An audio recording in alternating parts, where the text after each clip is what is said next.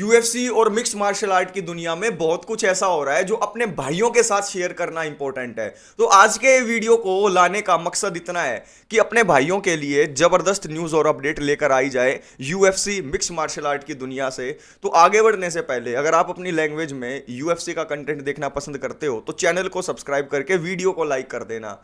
Gary की और Carlos प्रेटस की फाइट होने वाली है और इस फाइट के अंदर जीतने कौन वाला है इसमें आप भी दिमाग लगा रहे हो, मैं भी दिमाग लगा रहा हूं। लेकिन बिलाल मोहम्मद जो चैंपियन है वेल्टरवेट डिवीजन के, उन्होंने कहा है कि यार गैरी का जो फाइट आईक्यू है, जो उनकी टेक्निकल स्ट्राइकिंग की एबिलिटी है, देखो स्ट्राइकिंग कार्लोस प्रेटस की भी अच्छी है, उनके पास पावर है और वो तो नॉकआउट मशीन बने हुए हैं। लेकिन बिलाल मोहम्मद के हिसाब से जो फाइट आईक्यू है, जिस तरीके से वो थोड़ा सा डिफेंसिव भी खेल लेते हैं जब जरूरत होती है, तो इयान गैरी की स्ट्राइकिंग और उनके आईक्यू के वजह से इयान गैरी इस फाइट को जीत सकते हैं। लेकिन ये टॉस अप फाइट है, 50-50 फाइट है। अगर आप मुझसे पूछे कि इस फाइट के अंदर जीतने कौन वाला है, तो मैं भी बिलाल मोहम्मद के प्रिडिक्शन की तरफ ही जाना चाहूंगा। मेरे हिसाब से भी इस फाइट के अंदर मुझे लग रहा है कि इयान गैरी की टेक्निकल स्ट्राइकिंग दिक्कत देगी कार्लोस प्रेटस को, और कार्लोस प्रेटस को वो डिसीजन से भी हरा सकते हैं। तो यहां पर इयान गैरी को मैं पिक कर रहा हूं। भाइयों, आप किसे पिक कर रहे हो, प्रेटस को या गैरी को? कमेंट करके बताना। दूसरी न्यूज ऐसी है जिसको सुनकर दिल गार्डन गार्डन हो जाएगा, और वो ये कि हमजत चिमाएव की जो वीजा इश्यूज थे वो सोल्व हो गए हैं। देखो, हमजत चिमाएव को बहुत टाइम पहले चैंपियन बन जाना चाहिए था। वो नंबर 1 कंटेंडर तो एक नहीं मल्टीपल डिवीजन्स में बन गए थे, यानी कि वेल्टरवेट डिवीजन में चैंपियन बन जाना चाहिए था। उसके बाद अब मिडिल वेट में वो बनने वाले हैं। तो सबसे बड़ी दिक्कत यूएफसी के पास आ रही थी कि उनका चैंपियन फाइट नहीं कर पाता यूएस के अंदर। तो ऐसा चैंपियन जो यूएस के अंदर फाइट ना कर पाए, ये दिक्कत थी यूएफसी के लिए। तो हमजत चिमाएव के ऊपर जो बंदिश लगी हुई थी, जो पाबंदी लगी हुई थी कि वो अमेरिका के अंदर आकर फाइट नहीं कर सकते, वो दूर हो गई है। इसके पीछे ट्रंप का हाथ है। देखो, आपको पता है कि डोनाल्ड ट्रंप को यूएफसी कितनी पसंद है, मिक्स मार्शल आर्ट उनको पसंद है, और डेना वाइट के साथ उनके रिलेशन बहुत अच्छे हैं। तो डेना वाइट के कहने पर हमजत चिमाएव की हेल्प होनी ही थी। जब डोनाल्ड ट्रंप जीते उसी टाइम पर मैंने बता दिया था कि हमजत चिमाएव की एंट्री अब यूएस के अंदर हो जाएगी। तो फाइनली हमजत चिमाएव जो फाइट नहीं कर पा रहे थे यूएस के अंदर, और इसी वजह से उन्हें टाइटल शॉट नहीं दिया जा रहा था, ये प्रॉब्लम सोल्व कर दी गई है। तो अब हमजत चिमाएव हमें नंबर 1 कंटेंडर की बजाय चैंपियन बनते हुए भी दिखाई देंगे और यूएस के अंदर फाइट करते हुए भी दिखाई देंगे। तो आगे आना मजा। तो भाइयों, अगर आप हमजत चिमाएव के फैन हैं तो ये वीडियो लाइक हो जानी चाहिए। अब तीसरी न्यूज हबीब से है। भाई देखो, हबीब का जो कैंप है ना, वो टाइम टू टाइम ये कहता रहता है कि उनके कैंप में मोस्ट स्किलफुल फाइटर कौन है। आपको अगर याद हो तो सबसे पहले इस्लाम मखाचिव का नाम आता था वहां से कि इस्लाम मखाचिव सबसे स्किलफुल फाइटर है। लेकिन जैसे ही यूएफसी के अंदर उन्होंने अपने पैर जमा लिए तो उनकी तरफ से आंसर आने लगा कि सबसे स्किलफुल फाइटर है उमर। उमर की यूएफसी में एंट्री हो गई, अपने पैर जमा लिए, तो अब उनकी तरफ से एक नया नाम सामने आ रहा है और वो कह रहे हैं कि यार जो उस्मान है वो सबसे ज्यादा स्किलफुल फाइटर है हबीब के कैंप में।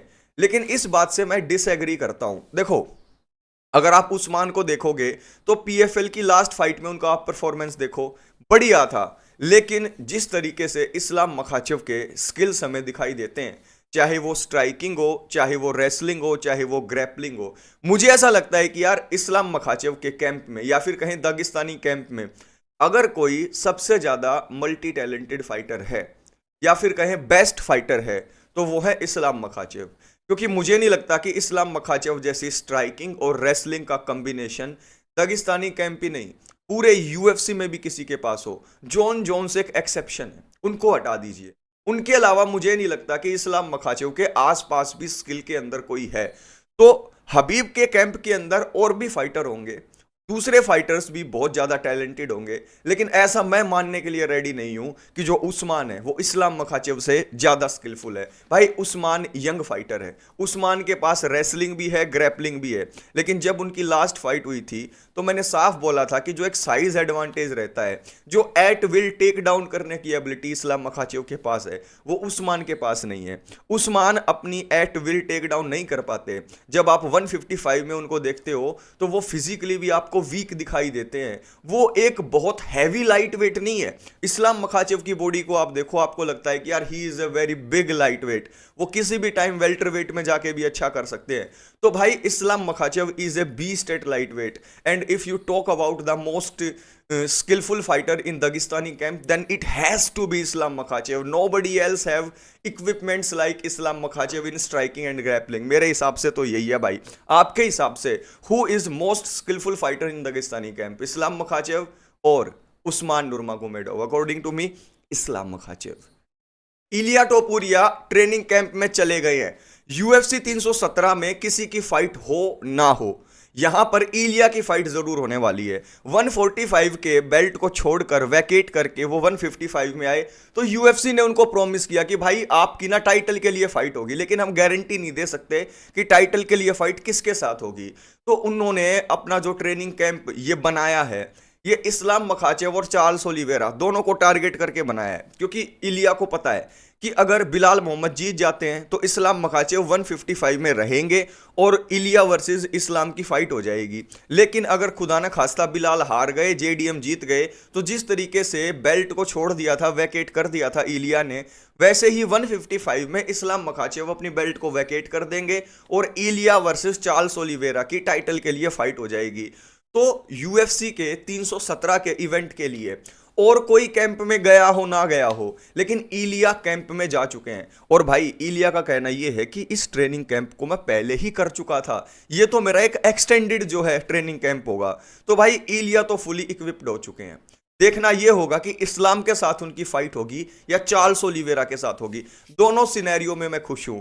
अगर JDM वर्सेस इस्लाम मखाचेव और चार्ल्स ओलिवेरा वर्सेस इलिया फिक्स हो जाती है, आई एम हैप्पी। लेकिन अगर इस्लाम वर्सेस इलिया हो जाती है, I will be more than happy. तो कायो बोहायो ने रिसेंटली हमजत को बोला कि मेरे साथ फाइट करो नंबर 1 कंटेंडर की, लेकिन हमजत ने एक ट्रेनिंग सेशन की वीडियो पोस्ट की जहां पर वो कायो बोहायो को चॉकआउट कर रहे हैं।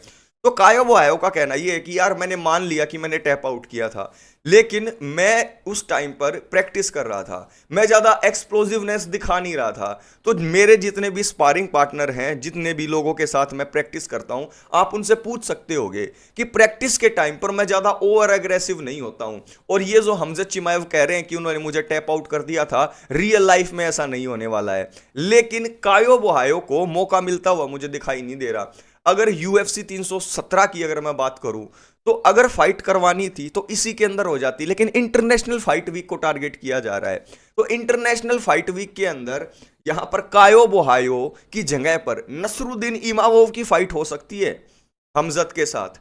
और कायो बोहायो का कहना यह है कि ये जो वायरल क्लिप जो आ रही है सबके सामने, जहां पर हमजत मुझे डोमिनेट कर रहे हैं, भाई ये बहुत पहले की है। और ट्रेनिंग करते वक्त मैं इतनी ज्यादा पावर भी नहीं लगाता हूं, लेकिन भाई आप पावर लगाओ चाहे मत लगाओ, लेकिन जो स्किल सेट है हमजत चिमाएव का, उसके सामने आपका टिक पाना मुश्किल दिखाई देता है, क्योंकि आप एक अच्छे स्ट्राइकर हैं। If Hamzat decide to strike with you, then you have a chance, but if Hamzat Chimaev decides to take you down, that you have to surrender. मुझे तो ऐसा ही लगता है भाई कि सरेंडर हो जाएगा जैसे ही हमजत चिमाएव ग्रैब करेंगे कायो बोहायो को, तो सेंस नहीं बनता इस फाइट का। Nassourdine Imavov should be the guy who should be considered. तो नसरुद्दीन इमामोव और Khamzat Chimaev should be fighting for the belt. Interim title हो सकता है, कुछ भी हो सकता है। तो दोस्तों आज के इस वीडियो के अंदर आपको मजा आया होगा। ऐसी वीडियोस आती रहेंगी, बस आपको वीडियो को लाइक करके चैनल को सब्सक्राइब कर देना है।